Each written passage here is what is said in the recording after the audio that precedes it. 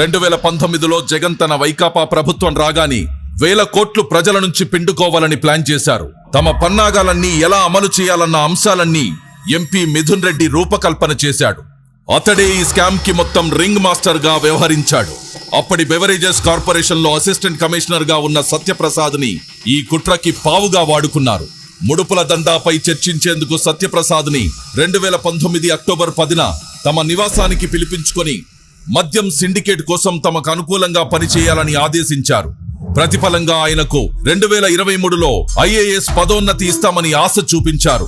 దానికి లొంగిపోయిన సత్యప్రసాద్ రెండో మీటింగ్ కి గాను 13/10/2019న డిస్టిలరీస్ నుంచి నెలసరి ముడుపులు ఎలా వసూలు చేయాలి అన్న అంశాలపై కీలక చర్చ జరిగింది. మద్యం అమ్మకాల బేస్ ధరపై కనీసం 12% కమిషన్ వసూలు చేయాలని ఎంపీ మిథున్ రెడ్డి ప్రతిపాదించాడు. తన ప్లాన్ పక్కాగా అమలు చేసేందుకు సత్యప్రసాద్, వాసుదేవరెడ్డిలకు కొన్ని మార్గదర్శకాలిచ్చారు. మద్యం అమ్మకాలకు సంబంధించి 2019కి ముందు టీడీపీ ప్రభుత్వం అమలు చేసిన ఆటోమేటిక్ విధానం తీసేయాలని, ఆ స్థానంలో మాన్యువల్ కంపెనీ విధానం తీసుకురావాలని సూచించారు.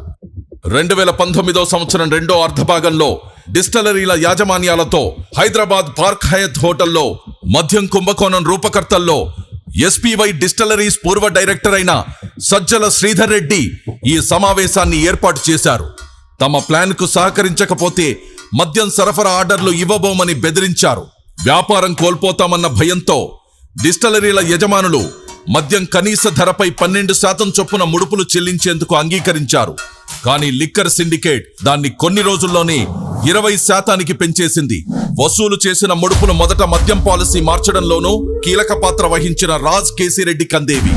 వాటిని అతని నుండి మిథున్ రెడ్డి, భారతీ సిమెంట్ డైరెక్టర్ జగన్ సతీమణి భారతి తరపున ఆర్థిక వ్యవహారాలు చూసే గోవిందప్ప బాలాజీకి అందజేసేవారు. వారా సొమ్మును చివరగా అప్పటి సీఎం జగన్ కందజేసేవారు. ప్రతి నెల సగటున 50 నుండి 60 కోట్ల ముడుపులు జగన్ కందేవి.